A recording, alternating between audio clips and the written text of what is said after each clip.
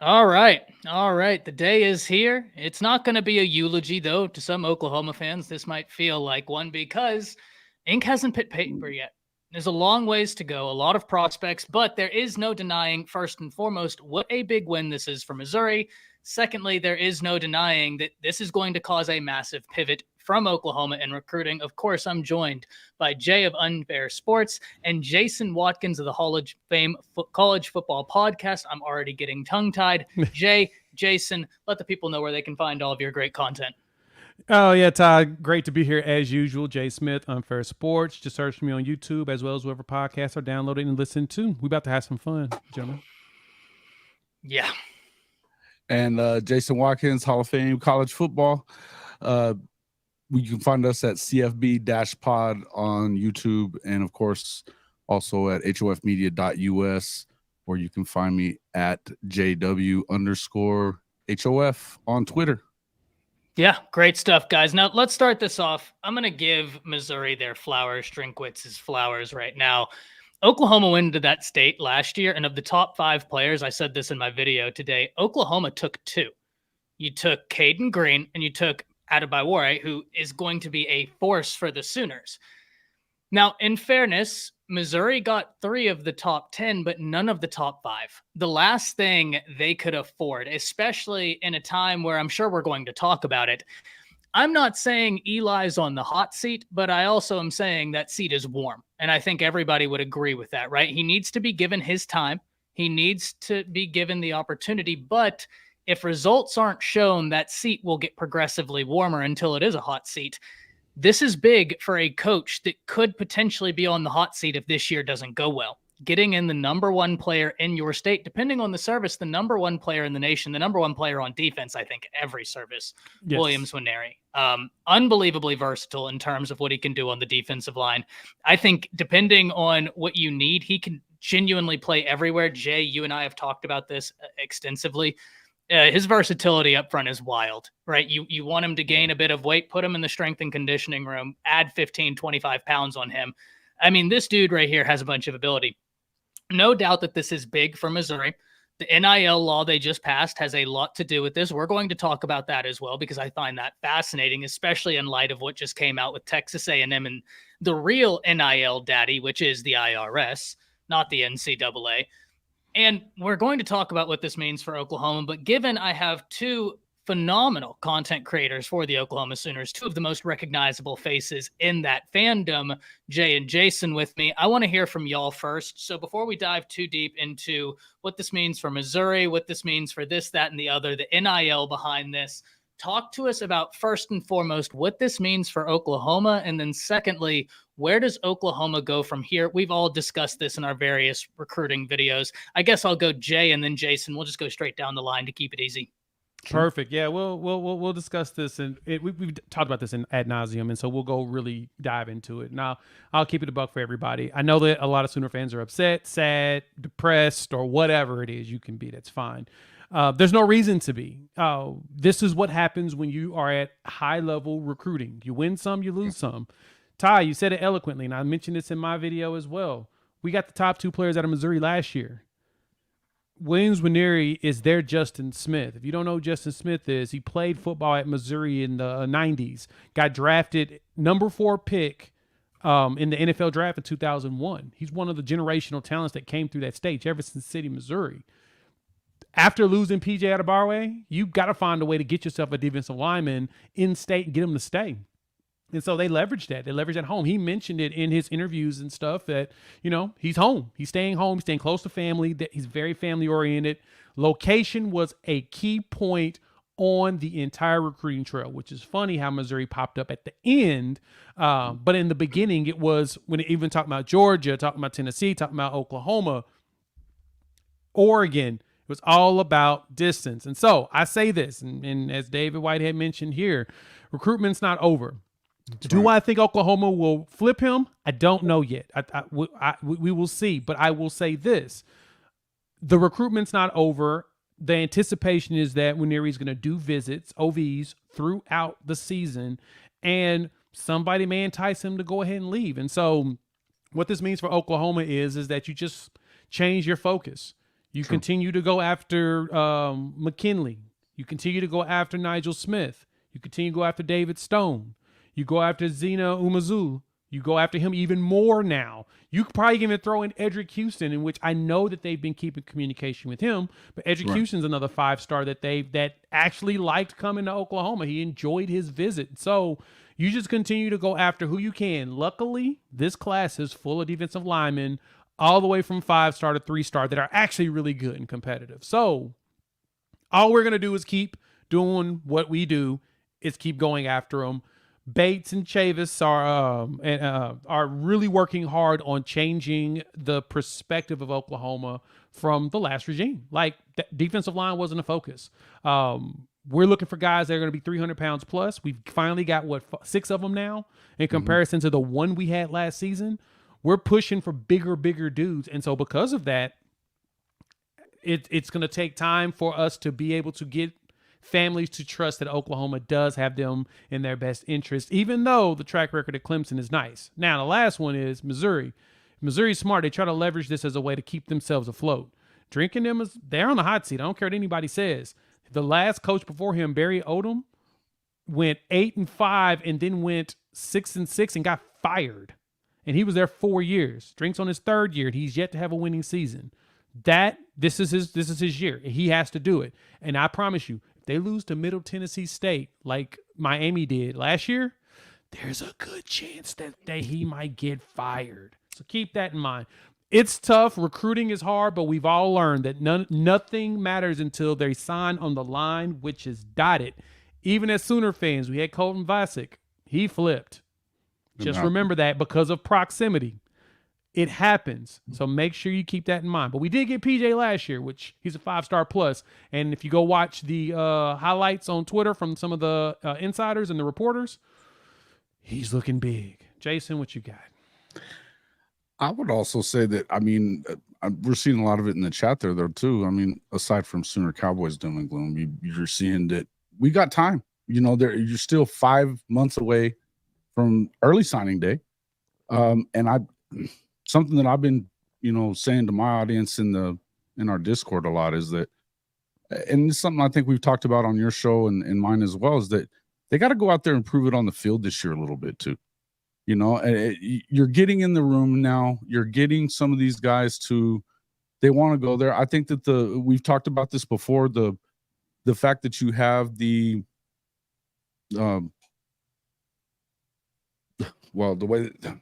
relationship recruiting is important, and they're not just doing it on money. So that was the other thing. I think that the Missouri's law where they had, and I think you were alluding to that a few minutes ago, Ty, when you were talking about, they're able to start paying him like as soon as September, right? So no. I read the law. No, I read the law. They can't sign. You can't pay them until they actually sign. So what it means is that if they sign early signing day in December, they can start paying them in January, but they can't pay them in September. I went through the law of it. They have to be signed to the school. Somebody was saying, I was reading it. I think I was reading it on 247 that it might have been like that, but it could be. It could have been. Wrong. But anyway, gentlemen, I could be wrong on this, but I believe there is a loophole. He has to be signed. But I don't believe that the verbiage of national letter of intent is in there. I believe that it's open for even a financial aid agreement, at which point he could sign that tomorrow. Right. I think as long as there is a signed document to that school, including a financial aid agreement, he is eligible to start getting paid. At the very least, that's what On3 reported a few days ago whenever the law that's broke. the loophole that everyone's talking about, because I was looking through the law. I ain't synced it in there. But if he signs his financial aid agreement, I believe he can start being compensated. Mm-hmm. That's as I said. I mean, even whether or not that's the case, if that is the case, that's just another reason for it. But I'm going to tell you what I saw looking at the video. I saw a kid that didn't look very happy to me. He didn't look very happy to me. It didn't look like it was a decision that he wanted to make. I think that having his friends that are already at Oklahoma or are committed to go to Oklahoma at some point, I think that that's something that he's wanted all the way. I mean, everything we've heard from everybody up until the last few days has had him going to Oklahoma. Now, there's also some things that you could take as negative if you want to. in the end, I still feel like this is a situation where I think last year it probably worked in their favor that they were that bad on defense and didn't have the greatest record in the world, because you got some of those guys that thought, hey, we're going to have an opportunity to go in there and start today, day one. You know, I think this year you're going to probably have to prove a little bit on the field.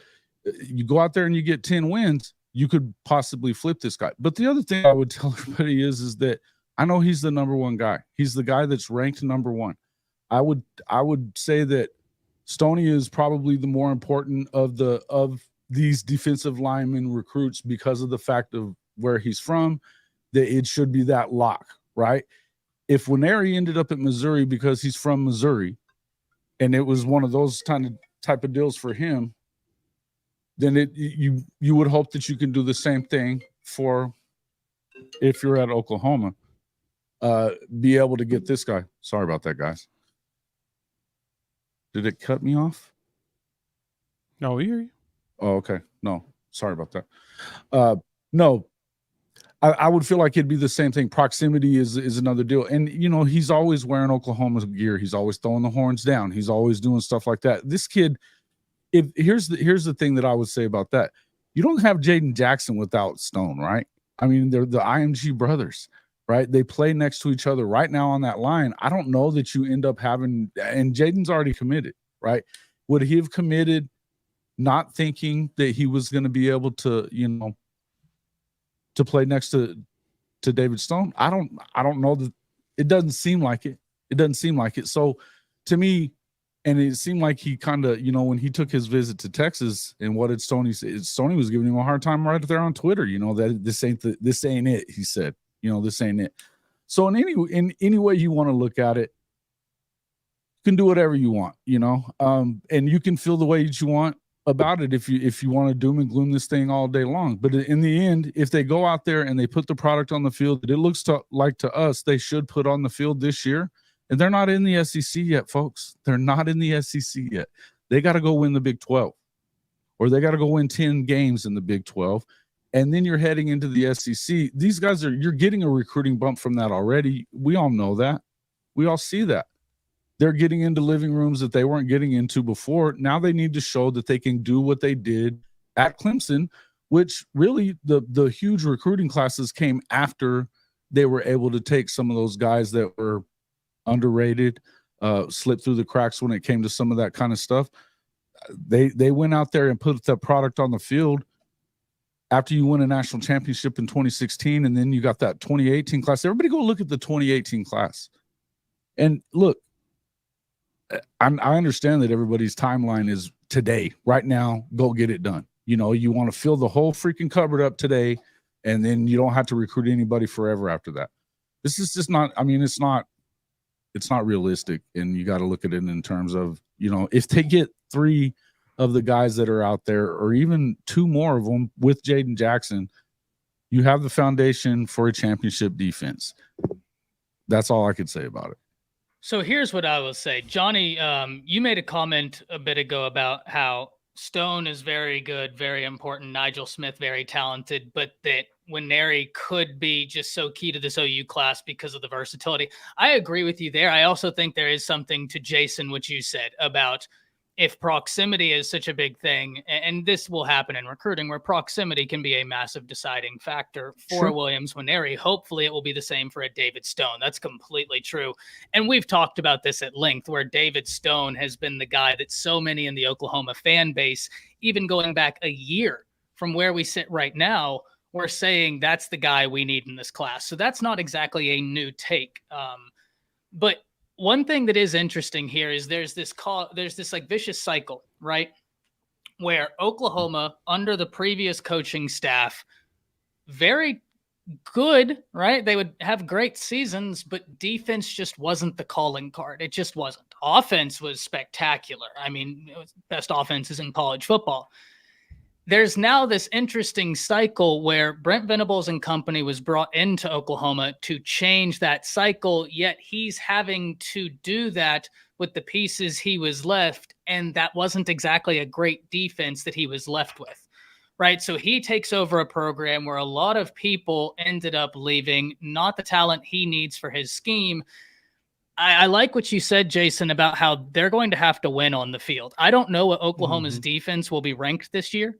But the one thing you need it to be is improving, and like vastly improving, right? It's one of those things where as long as it's vastly improving week to week and people are understanding the scheme, we can talk about this wheel being broken. But that is an interesting thing right now for Oklahoma, because, and I'm sure we'll dive more into this, the thing that stood out to me, and Jay and I were talking about this in the green room, is that he said he picked Missouri over Georgia.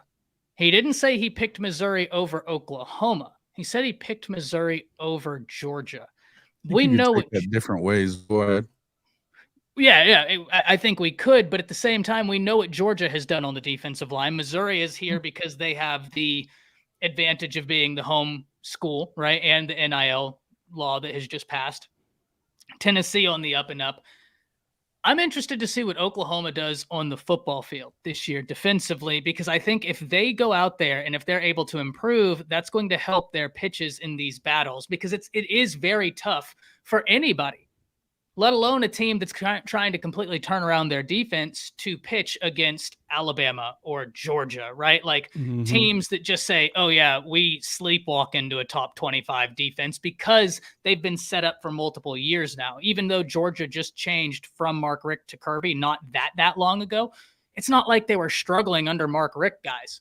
You know what I mean? Like when Mark Richt was fired, there were some people that actually put their eyebrows up like, wait, y'all are firing him? They have 10 wins a year, and yeah. So those are programs that are well established. Jay, passing it back to you. Yeah, no, it's tough for it's recruiting is hard. And we love the highs and we hate the lows. And I try to remind people all the time that there's no definitives in it. I mean, everyone's upset that NIL is making it so bad, but it's funny because it seems like these smaller schools are putting all their eggs in like one or two baskets, and they're winning players.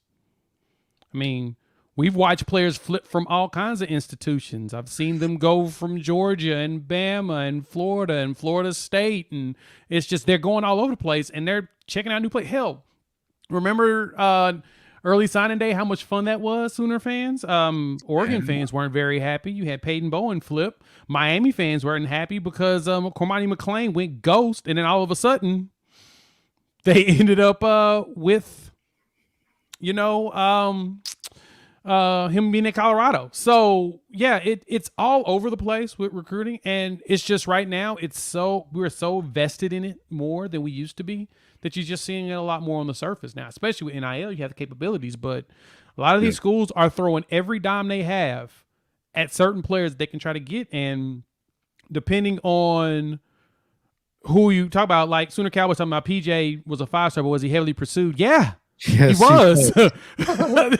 Like, what are we talking about? Thing to say. It's such a weird thing to say.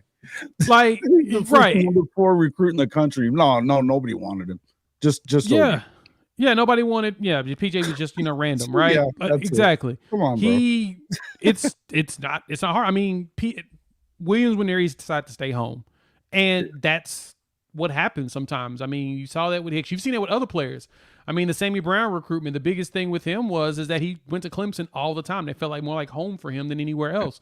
You see that a lot with a lot of the top players. In some places, the money's going to be there. Everybody's going to match each other. I promise you, Oklahoma matched everything that Missouri was offering. I promise you. Yeah. Family decided they want to stay close to home. Just is what it is. I don't think that the money that's why I kept saying, in our little group chat that we had going on, Jay, that I don't think that it had to do with the money that much. I really don't. I think that this was a family decision. His mother decided that he wasn't going anywhere. Again, read his body language. He didn't look like a happy kid to me. He didn't. But that's, look, some families, they have more pull over their kids than others, and you don't know what's going to. And look, if Drink gets fired after this season, I mean, he very well could leave, and he could get flipped. And nobody, for all the same doom and gloomers that are in here right now saying all this kind of stuff. If you think about it, last year, what were you saying whenever Bowen was, all summer and the entire season, he was committed to Notre Dame, and he wasn't coming off of that commitment. And everybody kept saying, no, it's not going to. And then he flips to Oregon and everybody freaks the crap out. And then what happens the next morning? He flips. I mean, he never sent the paperwork into Oregon. It was all just so that he could get what he, and this was another family situation when, if you think about it, right? That's all that was. It's the same kind of stuff. But these kids are not, they don't owe Oklahoma a damn thing. Here's the one area I will push back. Oklahoma nothing. He had a commitment video ready, right? Yeah. So I don't think that this was something to where he was unpleased to commit to Missouri, right? I think that this is that was just one of the things where, I mean, those are big moments, man. I'd be shaking if I was him, so nervous. So I don't think that he wasn't happy to stay home. I just think that it's one of those, it's one of the biggest moments of your life. All eyes around college football are on you, because he did have a video made, and I haven't watched it all the way through, but it's very family centric from the part I did see. So it seems like he is very happy, at least thus far, with the decision with Missouri. Yeah. I mean, I just feel like in the end, no matter what, you're going to get who you're supposed to get. If he's not supposed to be at Oklahoma, then you don't want him there anyway. If that's not where he wants to be, why would you even want him to make that decision? Right? If that's where he wants to be is at Mizzou, then okay. I would tell you that, you know, it's a lot easier to scheme for one guy, just like, you know, Nigel Smith said that on my show just 2 weeks ago. It's a lot easier to scheme if you're one guy. You need to go where you got multiple guys that are important. And I think that this entire class understands that, right? That's why they all hang around together whenever they're at the same functions at OU. They talk to each other a lot. You see them going back and forth with each other on Twitter all the time. This is not the end of the world. This is not the end of the world. And from everything I know that you've heard some of the same stuff. I haven't heard anything good about LSU and McKinley. In fact, everything that I've heard about it has been that his mom is not on LSU at all. It's either Texas or OU. And look, there is a number that I think that you probably got too many for them all to come. So was Okoye in the box if Williams Nwaneri was coming and he thinks already that David Stone is? Maybe not, right? But if Nwaneri is now committed to go to Mizzou, that may open it back up for Danny Okoye. It may open it up even more so for McKinley. Some of the other guys that you just brought up, Edric Houston, some of these other guys, look, he's not the only kid out there. Yes, I know he's great, and he's the #1 rated guy. But you have to have patience in this thing. You have to. And it's not, and I can guarantee you that Coach Venables and Coach Bates aren't over there crying in their freaking milk right. They're just not going to do it. They're going to get out there and they're going to coach their team, which is what you really have to do anyway. I mean, Ty, of all people, Ty can definitely attest to this. I mean, last year's #2 edge in the class was committed to a school for most of the year, and then all of a sudden flipped. #1 edge in the class. Well, correction. #1 edge, #2 player in the class. #2 player in the country. He flipped after what?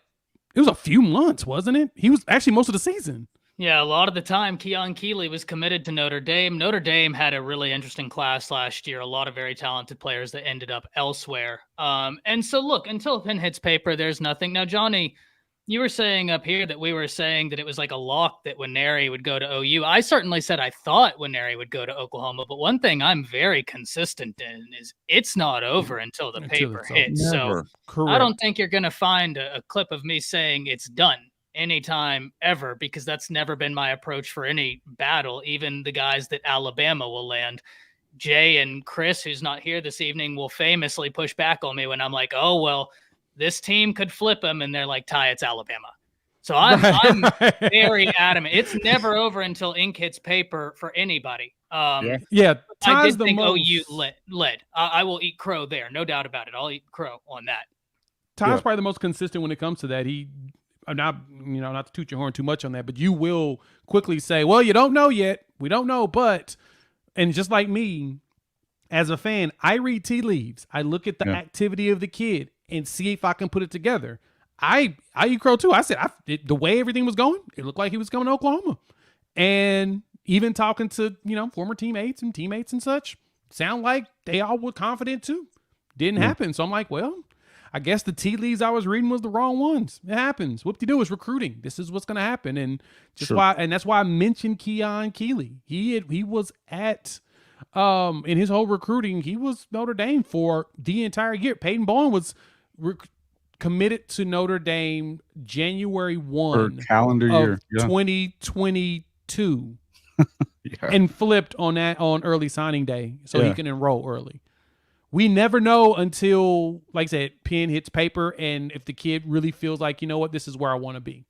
It's just, you never know. So I'll gladly eat crow too. I didn't say that it was a definitive. I just said that I felt like it was going to be us. I just felt like it just made sense. I think we all did. Many factors. I think that was also the thing that everybody was saying around all the insiders were saying the same thing. I mean, Parker and Brandon were saying the same thing up until today. You know, they were all saying the same thing, you know. Ty, point this one. Johnny Thompson, OU, the brand is broken for elite players. Yeah, please do. Defensive players, for most part, they're one every now and then. But that's why they brought in BV, man. That's the reason why we have a whole new regime. Like I guess that's the thing that baffles me about a lot of Sooner fans when it comes to all of this is, do people not realize we have a new regime for a reason? Like the whole reason why this whole new staff is coming in, we're changing all of that. But the other thing, Jason said it perfectly, we still got to show the results so that people feel like it's changed. And we will. This season, you'll see a different defense. They're bigger. The guys that are in high school, but look at what they did in the portal. They went and got guys that have shown they can play. They already have. They're former players. Teddy Lehman as well as Gabe from the Oklahoma Breakdown, they've been spending time at practices. Rocky Kalmus was there recently. Teddy Lehman was there with them. And the one thing Teddy has said every time I listen to him talk, when he sees a defense, he's like, they look a hell of a lot bigger than they were last year. That was one. He's like, two, they look like us back in the early 2000s when he played. And we had some really good BV defenses, some nasty ones. He praises how the size, he said they look different. They look bigger. They look like a different branch, a breed of player. Reminds him of his days playing for BV. So until we show those results, I mean, we're going to whiff here or there, but I don't think that we're going to miss on all the defensive league. We got PJ last year. We're getting 4 and 5. We're getting blue chip defensive players. We just now got to get it on the field and let it show. And we will. It's just, it takes time. Like, I don't get... We're changing the staff for a reason. To sell you anything, bro. Nobody cares. Nobody's trying to sell anything to you, bro. They're just not. Look, it's so crazy, so crazy.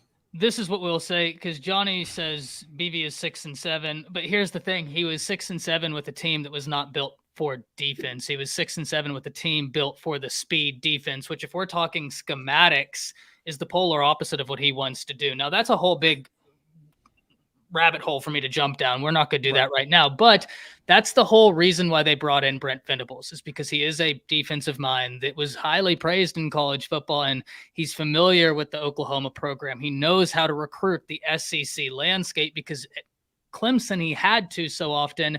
So it's still going to be interesting to see. But at the end of the day, this is a massive win for Eli Drinkwitz, for Missouri. Good for Williams Nwaneri. I think he is going to be an absolute cornerstone for that defense. I think he is spectacularly talented, and they might get Ryan Wingo, right? So that's something we have to talk about. But guys, before we move on to the top 25 list, there was a topic I wanted to get into, and I don't think there's a better person to have joined us at this time for it.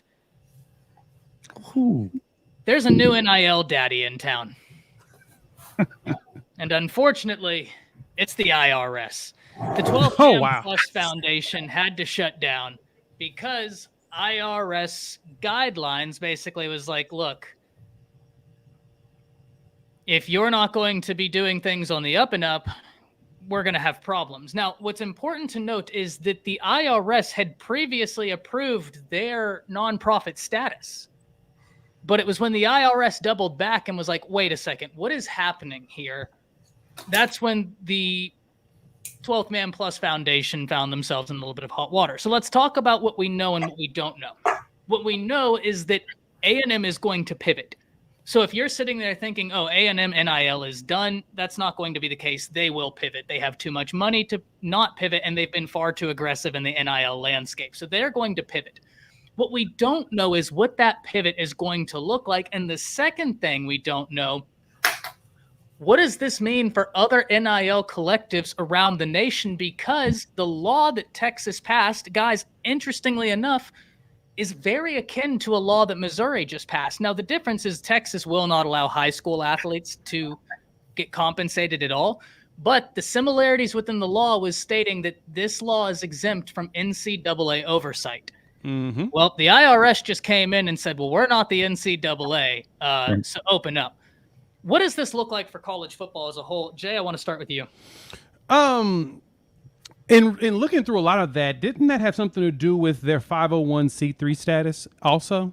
Yes, which was granted by the IRS, but it's because, and I don't know the exact verbiage in here. Chris, you can correct me where I'm wrong because there's going to be plenty of places. It's something that if you're actively spending money on recruits, then you're doing that for an improvement. And if you're doing that, there's a direct correlation. And then stuff with the tax exemptions.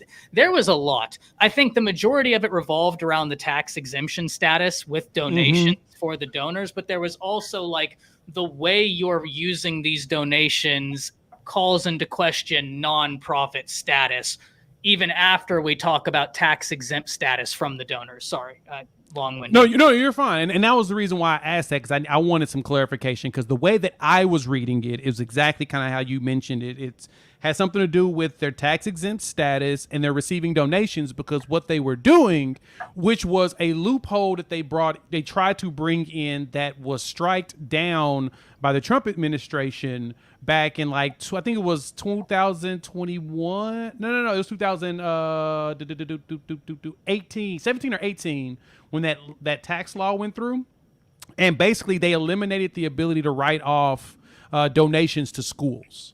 Because what you used to could do is you could donate to the school, get tickets, and write that off on your taxes. Well, they eliminate that tax law. I remember seeing it. I was like, dang, I can't donate to my favorite universities anymore and, get on the ticket list anymore. But because of that was what made me jump on and look at this like, wow. So they're eliminating the ability to write that off. And so this NIL collective was like, hey, we're a 501c3. If you donate to us, technically you can write it off because it's a charitable organization. They got busted for doing that. It's like, nah, man, y'all can't be doing no loopholes. We're not going to allow that mess. You can't just get around paying taxes or saying you're writing off your taxes too, because you're basically compensating players for appearances. That's exactly what I was reading through it. And it's like, yeah, y'all stepped over the line. They were being habitual line steppers. Like there's a line to being able to, do this collective stuff. But when you try to get that additional benefit, you give them an inch, they try to take a mile. And that's exactly, to me, what happened. And that's going to hurt a lot of other collectives, too, because there's a lot of them out there that are 501c3s that use that money that they get donated to them to help other charities, and they leverage the players to do that. They're basically like a entertainment agent, I guess you could say, like an agent for these other charities. That's going to be gone if they don't stop playing around with the IRS's money. They don't play. They're the only ones that they don't play like that. No. Chris, what are you thinking about this, man? To be honest with you, so I'm looking at it like this from two standpoints. First off, I think that the problem for Texas A&M and the problem a lot of other states and NIL collectives will face is simply their characterization of NIL as far as the 501(c), whatever, how that C3, yeah. So the whole thing about it is that somebody, whether it's your director of compliance that is the one who's responsible for researching this and telling everybody they got to go, or the people who are over the NIL collective, somebody was giving a lot of misrepresented information to these donors and to these other people or whatever, the higher ups who are responsible for this. So that's something that falls on the administration. So you have to go back, because honestly, let's just be real. They can pass all the NIL laws that they want to deflect and to try to keep as much heat off of this university as they want. but we all know Uncle Sam is going to climb into your pockets regardless. So it doesn't really matter. Then on the other side of it, I think if you're Texas A&M, blow it up. Look, let's just say, like, let's look at the NBA. Let's look at the NFL. These are nonprofit organizations that are worth billions and billions of dollars. Why are we not looking at this? Why can't I do that? You know? And you're saying that they get to pay these players and take escrow and all the rest of that stuff from them, as we talked about on your show and other shows in past, when you look at like the breakdown of their contracts and stuff. But what I'm saying is simply just right here. By nature, you would think that the very thing that they're doing, it has already been done, and it's a precedent that's been set by these other powerful organizations. I'm not talking about teams, and I know I'm talking about professional teams, but let's be real. What have we done with the whole pay to play? We basically monetized and professionalized college sports in a sense. And so the whole thing is that if you're Texas A&M, you're saying that, hey, here's the precedent. This has been done for years. Why are we being dinged for this? But it goes back to my point that I think I made on the SEC Connect. Shout out to the SEC Connect, Stephen. You know, all the boys is on there. But anyways, what I was going to say is it goes back to my point of that. It's just, how do you, knowing that this NIL is still in its kind of its early era or whatnot, or its early conception, how do you get to the point where you think it's okay to say, yeah, I'm going to donate all this money to this NIL collective that's paying players to play, and that's not going to be looked at and be heavily scrutinized? So, like I said, I think the blame falls somewhere on Texas A&M because they gave a lot of people a lot of the wrong information. And I think it's just that. And I think that they have nobody to blame but themselves because they thought that they could pull a fast one, but they couldn't. But like Ty said, at some point they'll find a loophole. Yeah, Jason, what are you thinking?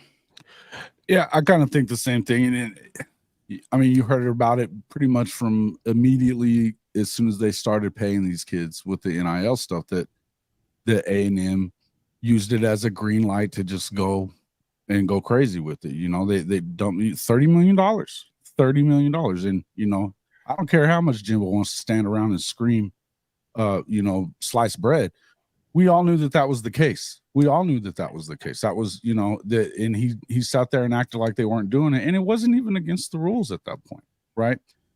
But obviously, you know, it just goes to show you how crazy it was. I mean, why would you even try to go down that road? I mean, knowing that you're not going to be able to get away with that. I don't know what happens from here on. It sounds to me like they're probably going to figure it out, and they got enough money to figure it out. You know what I mean?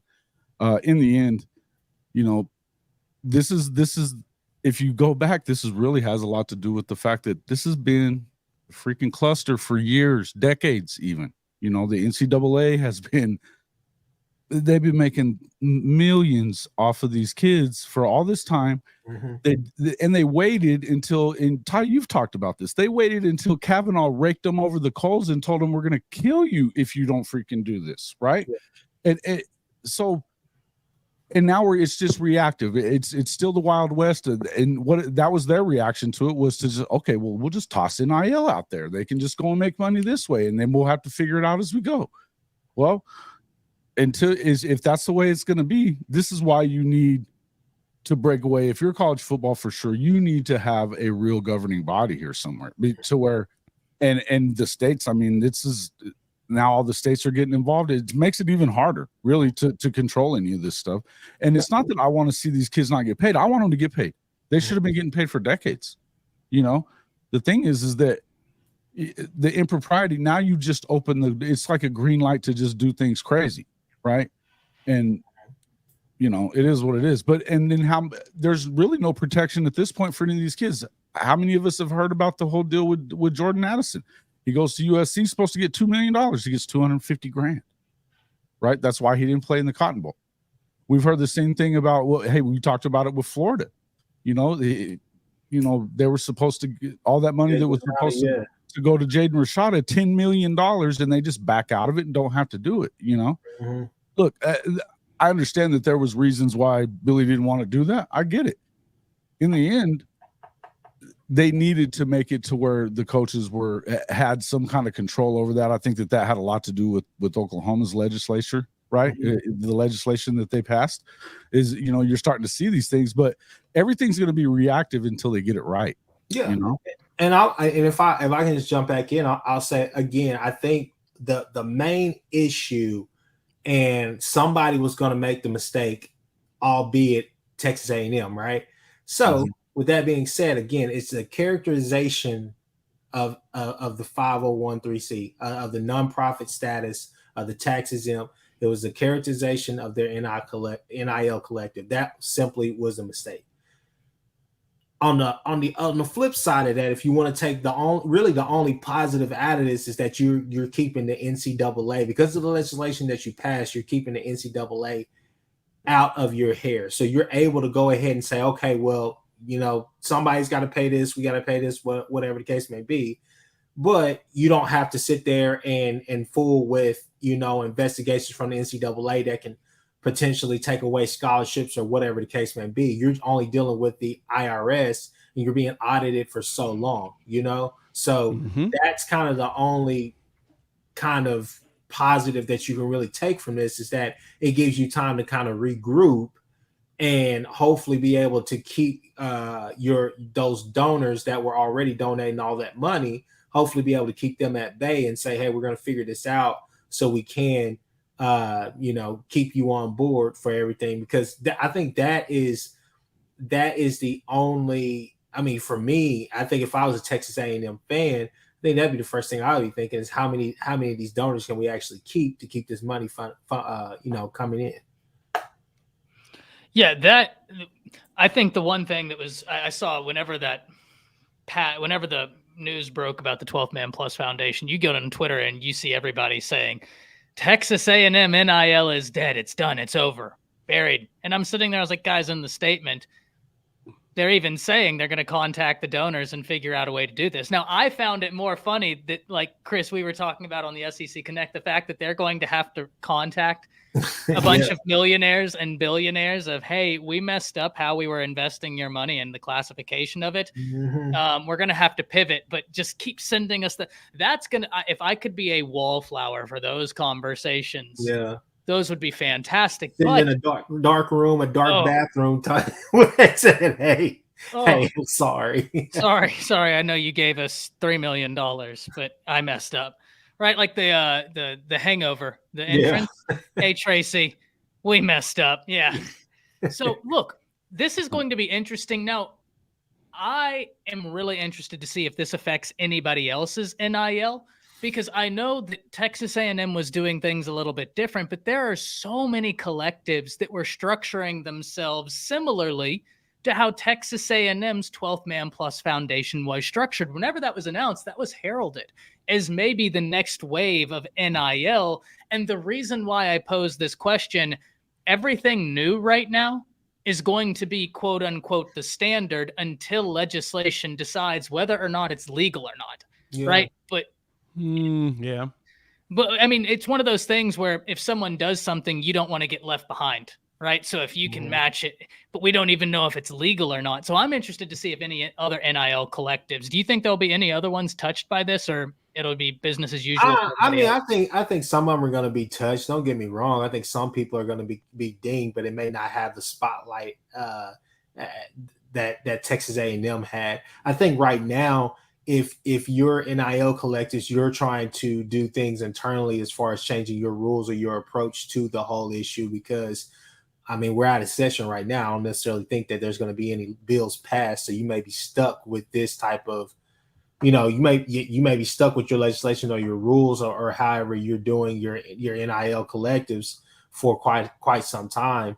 So, that's kind of the only, really downfall. So they have to really internalize, their procedures or whatnot. It's a bunch of memos that are going out right now that I would love to see just how people are reacting to this. Yeah, I don't think that very many other organizations are gonna get dinged for this. And I say it for this reason, kind of just as exactly what Chris was saying. I think a lot of them are actually doing stuff internally to make sure they're not on the radar. But at the same time, the only reason why this Texas A&M one jumped out on the radar is because they decided to dissolve it. And I think it's because they were probably doing some crooked stuff. They got busted for doing what they weren't supposed to do. Everybody else is like, oh, so y'all don't want us to do that? Okay, let's scale this back and make it look a little cleaner. They're not going to walk in there and be habitual line steppers and do stuff that they know good and well they're going to get caught doing. I think that's why A&M's is popping out so much, is because their collective was getting so big. Because seriously, if you find an opportunity to put millions of dollars into the school that you love, and you can write it off on your taxes, yeah, they're going to take advantage of that. And too many people probably jumped into it too early. It's kind of like when you find out there's any video gamers out there, if you find out there's a glitch in a game and you start exploiting it, and then everybody starts exploiting it, and within a week later a patch is put in to stop you from stealing, that's basically what the IRS did there. They recognize that, oh, yeah, no, wait a minute, there's too many of y'all taking advantage of this. Shut it down. And that's the reason why they went ahead and patched that bad boy up. How many of you did the unlimited weapon glitch in Grand Theft Auto? Don't you lie to me. Oh, yeah, no. Yeah, don't you lie to me. Oh, boy, every time I'm exploiting glitches in Legend of Zelda Tears of the Kingdom as we speak. So every week they find a new one. I'm just getting passionate. I'm trying to get myself on it. So, yeah, it's a common deal. To all you boys out there who are who use glitches, who do the glitch schemes or the glitch plays in Madden, screw you. No, right there. That's my point. Is that when too many people do it, they gotta patch it because it's like, nah, that's not even cool. That's not fair. You don't like when they shift out of the bunch set and glitch up your defensive end driver? That or they run pinch zero all freaking game, and you're like, all right, okay. It was like back on Techno Bowl when you got Bo Jackson, you just couldn't tackle him. You just run that one play, and you could run circles around the field for like the zigzag, whole baby.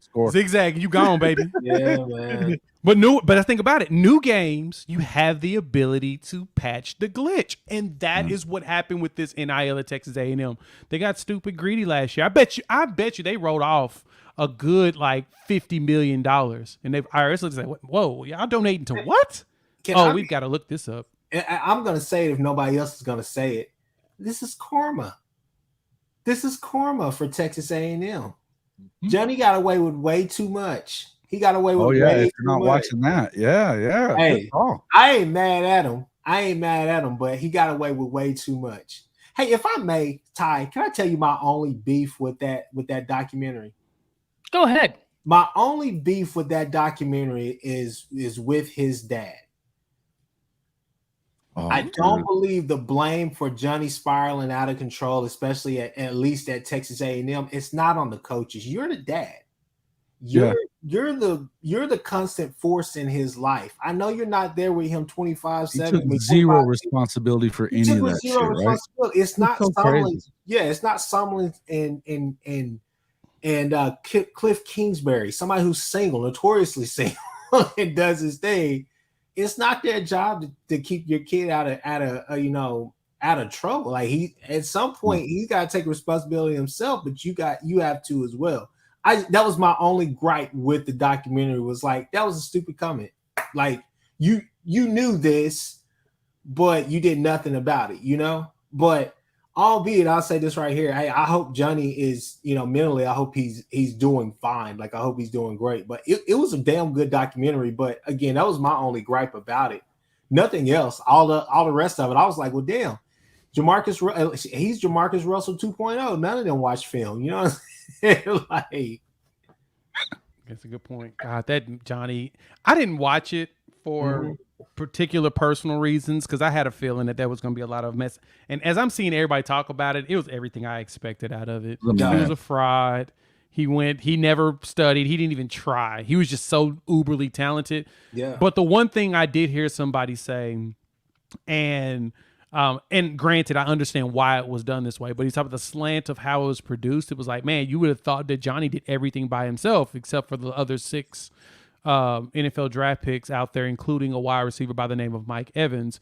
But it felt like he was by himself, and I was like, yeah, but it's his documentary, so it makes sense for it to be slanted toward him. But I know what's probably came through there. There ain't no reason for me to even lie. But the funny thing that jumped out to me was the fact that everybody's saying, wait, he wasn't rich, his friend made it up. His friend made up the story. Hey man, that's the greatest wingman ever. I want y'all to clip this. That had dude money, there, but they didn't have that kind of generational money they were talking about. Like he could private jets and all that other crap. cool. You know, But that friend is the reply guy in all of the tweets underneath girls saying, thanks, bro, for letting me borrow that Lamborghini. I appreciate that. Hey, boss, thank you so much for loaning me $300,000 to pay off my bills. His boy is the reply guy on, well, X now, which is hilarious to think in real life that they actually made that work. Yeah. Gots to give him props for that. Yeah, that was fantastic. The original get back guy. He's making sure his guy's good. The wingman, baby. Gotta Right, have. you get the next topic. You have the next gotta great love topic to that. go. Guys, we're winding down. We got to talk about AP top 25 list drops. Let's talk about what stands out, because I don't think there's too much surprising here. Georgia coming in at number 1. Look, I know it's a new college football season.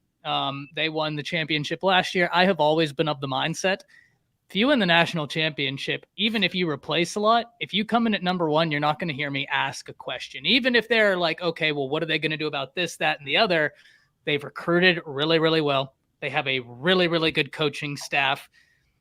They've won back-to-back national championships. Yeah, number 1, that's theirs. Yeah, no issues here. Michigan at number 2. Look, I'm not mad at that, especially when you look at what they return, right? One of the big questions we have for an Alabama, even a Georgia, who I do believe should be number 1, but one of the big questions that Michigan doesn't suffer from, that Georgia, Alabama, Ohio State all suffer from, who's the quarterback? Right? And we know for a fact who the quarterback at Michigan is. He's been there, he's played there, and they return a really good running back room, very talented team. Number 3, Ohio State. I think that's completely logical, right? They were in the playoffs. They do replace a quarterback, but they're still going to be a very talented team.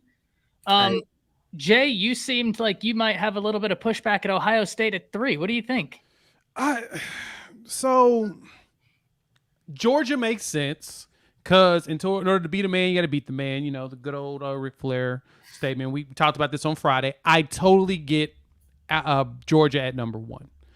Because they won 2 back-to-back titles. I don't even care that they even have that they don't even have a quarterback yet. I don't even care about that. I'm just going to benefit of the doubt because they deserved it. They won it 2 in a row.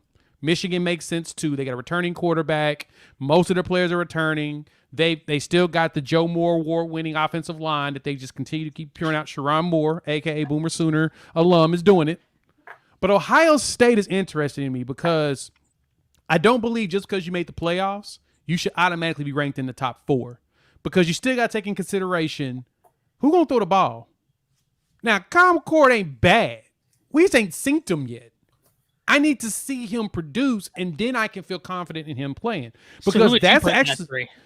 Oh, man. So... Because see, that's why I don't disagree, and I probably worded it wrong. I don't disagree just because you make the playoffs, you get in. But if I look at Bama, who comes in at 4, they have that same question, right? Like, who's going to take over the quarterback spot? Traditionally, yeah. I would have probably given it to LSU. I think LSU also. Yeah. Because they're returning a lot of players, and they're still... And the starting quarterback's still there, and they're very talented. And the quarterback's the key one. I would have probably moved LSU up. For a lot of people, unfortunately, I probably would have moved USC up, the Heisman Trophy winners back. I would have moved him up. And then I would have moved Florida State up. Okay. I think Clemson. That's my top 5 right there. I would put Clemson right behind them at 6. Clemson at 6. I would have put Bama, Ohio State right behind the 2, only because of the quarterback questions. And then wrapped it up with Penn State and Washington. That would be my 10. I got to disagree with you on that one. Like I said, I think that by the end of the year, I think y'all will actually feel what I'm trying to say about LSU. I don't think I don't see it. I think the best team in the if you ask me right now, because I mean, same thing you're saying about Ohio State, the same thing you can say about Georgia. As uberly talented as they are, and I know that we just saw them go out there with Stetson Bennett, and we can talk about walk on this, walk on with that. We haven't seen Carson Beck play. We've seen Carson Beck in the spring game. We've seen Carson Beck in like mop-up duty. You saw he got that fade. They have a defense. Hey, you see that fade though? You see that fade. But that's the whole thing. I think Jim knows defense in year 2. I think it's going to be different, and I think that Ohio State is going to be better. I say this right here. I was high on Kyle McCord out of high school, and I'm still high on him now. And I think Kyle McCord is going to do work. I think that he's going to step in, and I think it's going to be a seamless job, just to be honest with you. I'm high on him too. I'm not saying that he's better than CJ Stroud, but I'm sitting here and saying that's my point right here is that they couldn't do it with CJ Stroud on the best receiving room in the country. It's let me it's a seamless transition. I'm telling you. Let me put in a disclosure real quick. I hate preseason polls. Yeah, I hate any poll that comes in before week 4. I do. But we have to do them because it's for clicks, baby. Yeah. Engagement, debate, argument is only created when you start ranking stuff and everybody wants 100%. To disagree with you. So unfortunately, we gotta do it. And so, real quick, let me finish up real quick. This is the thing. I hate them going up until week 4. But the reason why I'm saying all of the ones that I picked, quarterbacks. Clemson, I will make an argument for Klubnik and them to move up. New OC, right. Especially with a good OC like Garrett Riley, I can make an argument they should probably move up. But outside of that, if it's a new quarterback, I'm probably going to move you down just because I'm still waiting to see what you're going to look like. I hate them before week 4. I got to see, for me, I say Sunday, September 3rd is going to tell me everything I need to know about 2 teams, LSU and Florida State. And I'm gonna be real with you. If LSU loses that game and then they drop at least a game, at least one game in the SEC, I think they're done. I think that Bama is the most talented team, and this is not just because I'm friends with Ty. Ty, you my boy, you know that. But they've recruited number 1 or 2 for 5 years in a row, right? I think close to 1 or 2. I think that when it's all said and done, I think Bama's going to be the best team in the SEC this year. I think that Milroe is going to go crazy. But LSU, I'm just not high on them. If you ask me today, I'm higher on Florida State than I am LSU. I won't disagree with you there. And I'm not saying we're going to have a great video before that Florida State LSU game. Yes. We're going to have fun there. Oh yeah, we got to do a preview of that game. If there's any game that I want to preview week 1, is that one because I'm gonna hit up my Florida State guy. We've got to talk about that one because man, that game is gonna be electric. Because I have been quoted saying this, and I will say this again out loud. If there's teams that I feel like the most comfortable going to the playoffs that is not in the typical group of playoff teams, it's LSU and Florida State. I can see both of them winning their conferences. Yeah. I think though that if you're Florida State, you need to prove that. I mean, they got to prove that not just that they can beat Clemson, in which they haven't done for 8-9 years or something like that. You got to prove that, and then you also they've been losing to teams like North Carolina State and Wake Forest every other year. Yeah, Louisville. Listen, go out there and freaking win because look, and I get it that it was Jimbo left that place in shambles. I understand that, and I like Jordan Travis, but he's got to prove that he can be healthy. He hasn't done anything. Instead, he hasn't had a healthy full season in his career. Unfortunate, but true. Yeah, no, and you're very right on that. The only thing that scares you about Clemson is that what Clemson is going to come out there and do. I think the only thing that scares you about Clemson, I mean, look, that defense, they're gonna put guys out there. It's Baby Venables out there, defensive coordinator, doing what he's doing. Except that they didn't perform that way last year on defense, and I think that may have had a lot to do with when you're on the field an awful lot, just like our players were. Ugalele was not the answer. The only concern that I have about this Clemson team is I know the offense that they're going to be running, and we know they're going to be able to put up numbers.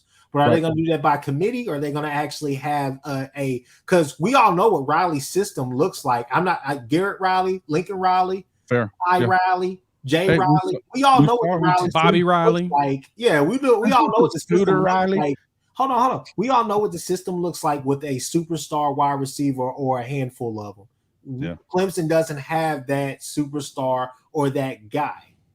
We talk about Oklahoma an awful lot, and we don't talk enough about Clemson's wide receiver cast. In my opinion, I don't think that they have an elite guy.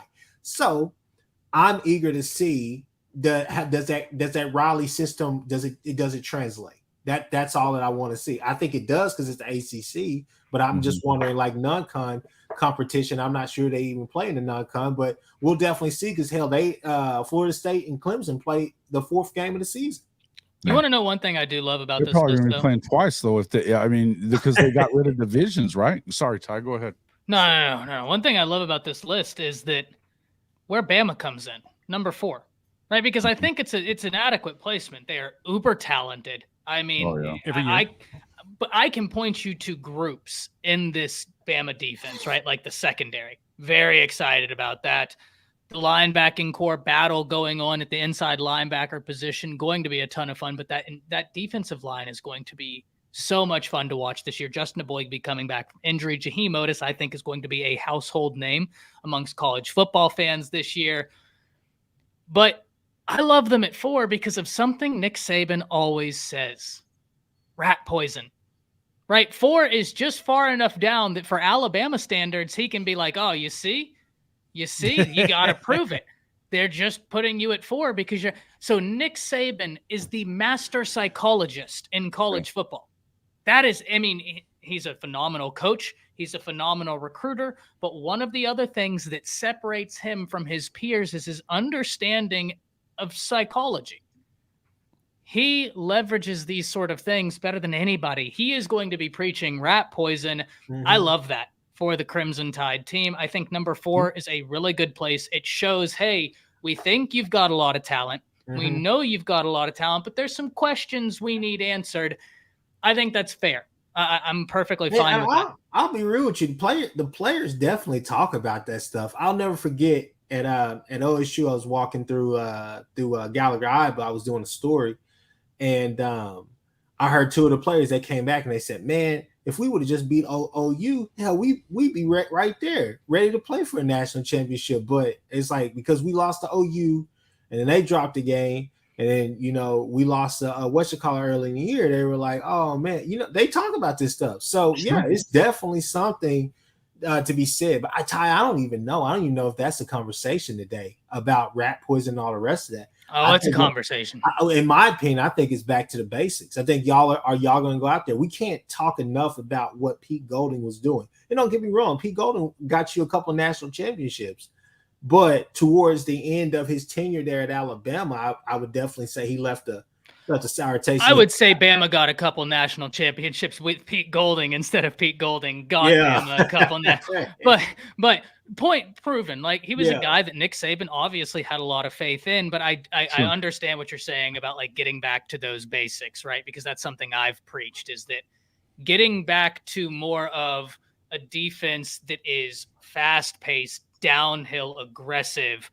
That's going to be really, really fun. Alpha says Bama is pretty loaded this year. They are going to be a ton of fun. Hank in here using the phrase we coined and talk about all the time.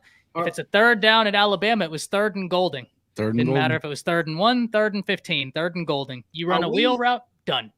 And just to keep going on this top 25 before we get out of here, I guess a couple of questions. So for me with OU, Ty, I'll just answer it like this right here. I think the caption is just climb.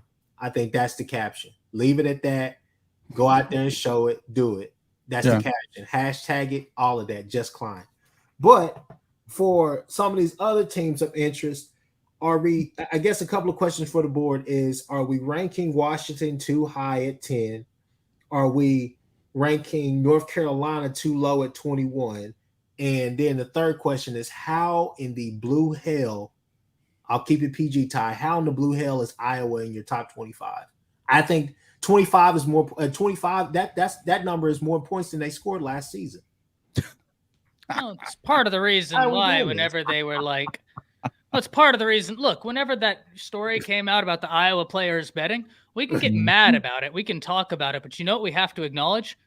He bet the under on the Iowa games. That's smart money. That's smart money. Look, you're going to bet on Iowa, bet under. That's smart money. Yeah, Go ahead, Jay. you're That's spot hilarious. on. That's I love it. that he did that. Yeah, it's like, wow. You knew I that got y'all another wouldn't score question. points. How in the blue hell is Utah 14 and SC 6 whenever Utah beat them twice last year and they got everybody coming back? Yeah. So, and I've said this before, and Utah fans have pushed back because they like their tight end depth. I don't know why Utah's that low. They did lose a piece I really like. I really, really like Dalton Kincaid, their tight end from last year. He was a really talented piece. But every time I say that, Utah fans are quick to point out to me, hey, there's a few more guys you need to watch because we feel very confident. That's a great question, Jason. I don't know that I have an answer for that one, why Utah wouldn't be higher coming off of winning the Pac-12. Yeah. Right. Good one. And they return Cam Rising. And I think, they're not the sexy pick or the sexy topic. Go, Jay. Well, I was gonna say, isn't there some concerns of knee problems with Rising? He's looked good. He's looked good in camp, though. I mean, from the video that I've seen, he hasn't had a struggle with throwing the ball. I mean, he's not getting hit, obviously. I mean, it's fair, but the question is he playing? When is he going to start playing? Because I don't think he's playing week one. If I'm correct, I think he's playing right away. He's already practicing. Full practice. I mean, practicing doesn't mean that you're playing. I mean, you're in a controlled environment. They're probably just getting him warm. But if I'm correct, I think the last thing I saw that he may not play week one, but he'll probably play forward. The thing about that is, do you need him to play week one? Well, probably because it's Florida, but it's at home. And I mean, you know, I don't know who their backup is, but the thing I'm looking at is, if there is a question about that, it would be, is he going to be able to come back that quick from it? Because sometimes those kind of injuries will linger for a while. I mean, some people, it takes them a year and a half. Some people it takes them 9 months. It just depends on the guy. If we know anything about him, though, he's tough. This guy is toughness personified, and he's going to be out there playing if his team needs him, right? So Brent says USC may win one this year, at least play for a national championship. Brent, I wouldn't look. If USC made the playoffs, I wouldn't be shocked, but I've said this historically. You crazy. I don't think you can be one-sided and win a college football national championship. I just don't. The worst defense we've seen win a national championship in the modern era was that Auburn team, and they came in at around 58 in the nation. So and they had Cam Newton. Now, granted to you got Caleb. So you got me on your quarterback, right? Like, you have Superman. He is unbelievable. He may just repeat as the Heisman, and I don't think anybody would have much to say about that, especially if his development continues, because he did develop from his freshman to his sophomore year. And if that continues, he's going to be phenomenal. But the defense is still such a big question for me. I don't question offense. I think if anybody's sitting here questioning USC's offense, they're asking the wrong questions. That offense is going to be phenomenal, spectacular to watch. I don't think anybody is questioning that, though. I don't think they are. That he can scheme it up as good as anybody, and look, Caleb Williams is the best quarterback in the country. I agree. You know? And we're talking, but here's what I would tell you is that you're talking about a conference. I don't even really see them getting out of it. If you look at the last half of that schedule, starting at the Notre Dame in Colorado, look, they have 1 week off, and that's the Cal game. The rest of them it's murderer's row. They didn't have to play Washington last year. They didn't have to play Oregon last year. These are two teams that are playing defense. They got beat twice by Utah last year because they play defense. One thing we know about, hey, look, even Coach Primer, they've got Shador, and all these guys have quarterbacks that are playing pretty well, aside from, I know none of us are big Bo Picks guys. But, even he had Lanning's doing it. He had a freaking great year, right? He had a great year. But the one thing I can tell you is that, look at it, week after week after week, they've got tough games. Even the Notre Dame game is not a freaking gimme. No, Notre Dame's got Sam Hartman. They've got Hartman. Experienced quarterback-minded head coach as well. That's in Freeman. Their defense looks to be better. He has another year under his belt. So, look, don't get me wrong, Brent. I think USC is going to be a very good team. I think they're going to be in playoff contention. But winning a national championship, that's going to be really interesting. And even winning the Pac-12, right? Because Utah is going to be really good. I can't tell you how much I think of Kyle Whittingham. What he's done with that program has been sensational. Part of the reason why I think it's such a good get by the Big 12 getting in Utah, because they have been a really solid team in college football. So Utah is going to be tough to beat. So 2 days ago, there was the latest update on Cam Rising, and he still hasn't been cleared to practice yet. Yeah. So that's a torn ACL I at guess the they're Rose showing Bowl. some weird video then. Different. Oh, they're showing him probably throwing the ball, but he just can't actually like get in behind center. So that's the big difference. He's out there probably getting his arm warm and doing stuff. He's rehabbing, and they want him, but they play Florida week 1, and I mean we can clown Billy Napier all we want to. It's gonna be a big game. They beat Utah last year. I mean, I'll give them that. But they also that's had probably why Anthony. they're ranked so low too, is because of the Cam Rising injury, and then now their backup quarterback's hurt too. So you got 2 quarterbacks down. The question is, what is Utah going to do from there? That's where the struggle comes in. Go ahead. This guy, oh no, y'all good. I was just gonna say this Charles Conway guy, first time he's speaking loud. I think it's a big win. If I may just comment on that real quick, I think it's a big win. Great day for Missouri. I'll give him that. Not gonna take away from getting him, but my biggest thing is man, you know, Charles, I see you in the comments, but what have y'all done and what has Luther Burden done? You know, I think the biggest thing, the biggest question for me is that even if y'all do, even had a winning season. Well, yeah, no, not only that, but the thing is Drinkwitz, is he safe? He's been bull. This is the thing.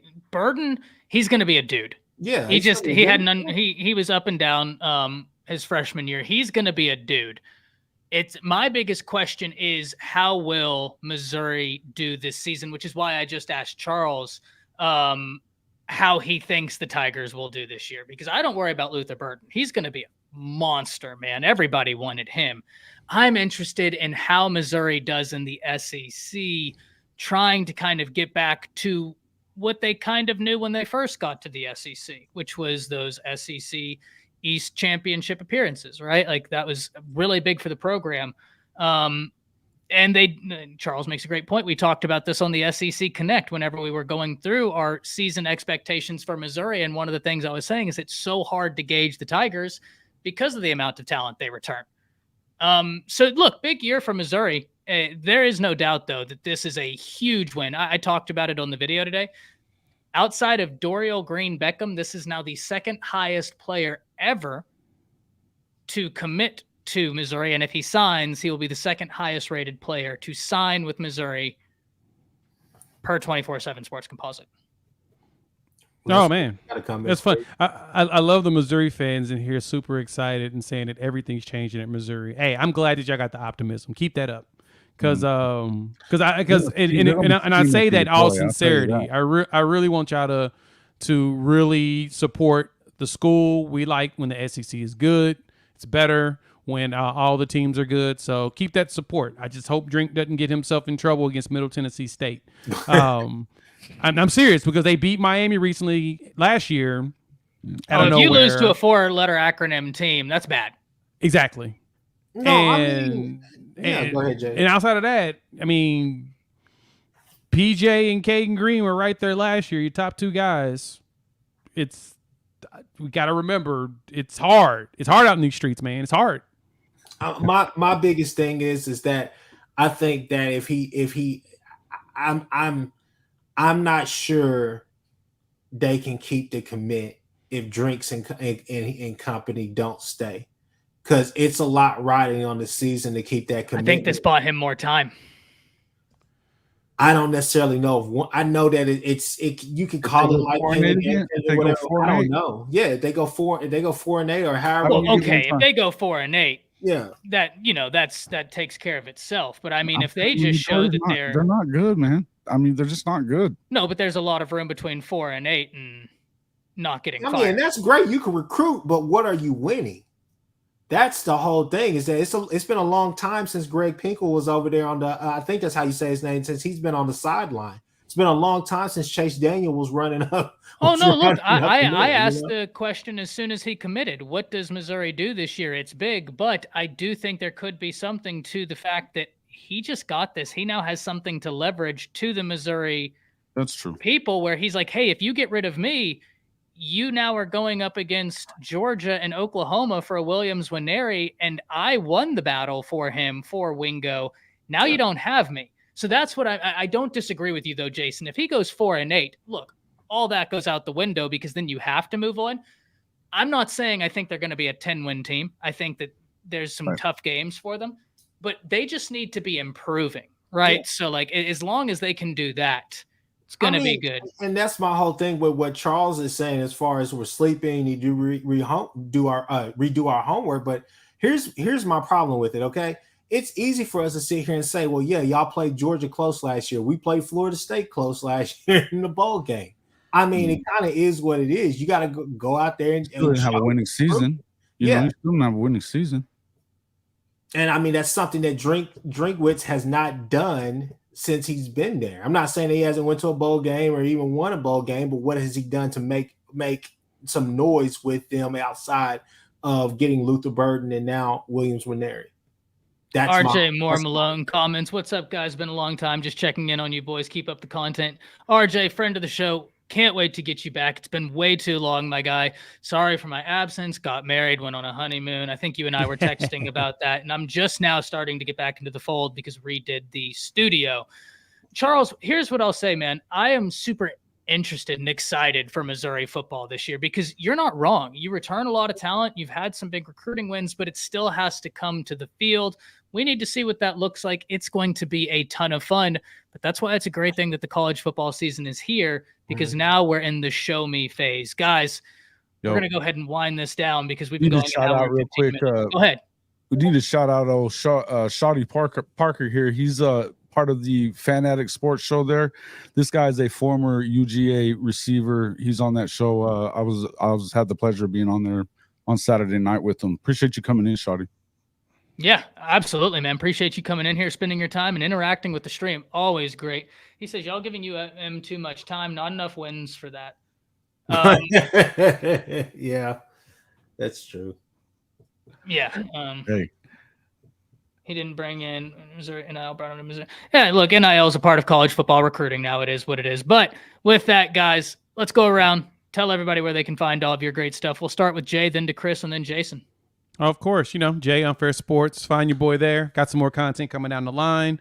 I appreciate you allowing me, as usual, to come through, Ty. It's always a fun argument and discussion. So, yeah, y'all can keep arguing the preseason polls. I'm going to put something up on Wednesday about that. And we're going to be here to argue about it. Chris, where can the people find your stuff? Hey, Horns Down Pod on Twitter. You can find me, Chris with a K, Chris with a _K. Find us on YouTube Thursdays, 7 o'clock. We're doing the show. It's back. It's live in full effect. Horns Down Podcast, you already know. And Jason, my man, where can the people find all your great stuff? At CFB-pod right here on YouTube or at hofmedia.us on our website. That'll put you pretty much everywhere we are. I am at JW_HOF on Twitter. Gotcha. Y'all already know we're going to be having a bunch of content coming throughout the week. Thank you all for tuning in. Charles, Missouri fan, thank you for being active in the chat. Yeah, awesome win for your Missouri Tigers. Very excited to see what y'all do this year. I'm excited for SEC football. I'm excited for college football. Yeah. Hey, this is the last Saturday without some football. Next Saturday, we get Vanderbilt in Hawaii. What? I know. And we'll be talking more about SEC stuff on the SEC Connect. I'm sure. We'll talk about this. Real talk. The game to watch during week 0 is Navy and Notre Dame. Because I want to see what this Navy attack is going to look like. They kicked I don't want to demonetize, but they kicked Baylor's ass last year, and I want to see how disciplined Notre Dame is going against that attack. So that's the game to watch in week 0. But I'll be watching everything in week 0. It doesn't really matter to me. Hell, we get football. So again. If you really like what you saw on the show today, put Boomer in the chat for Ty. Go ahead, put Boomer. just that's enough. Disrespectful, man. That's just enough out of you. All right, guys. We'll be back on the evening live stream Friday evening, 5:30 Central Standard Time. If you want to see Jay, Chris, and I before then, we're on the SEC Connect Wednesday evening. I'll be on the Bama Standard Final Whistle show with Matt Goodell, Dan, Chris James, Justin Riley, and Coach Smook tomorrow evening. Through the Haze. Through the Haze is Wednesday afternoon and Friday afternoon. And then, like I said, the stream will be back Friday evening, throwing me off my game with that damn Auburn helmet. With that, we're going to get out of here. Hit the like button. We'll see y'all next time. That's it. Thanks, guys. Appreciate it. And now we just spinning wheel out.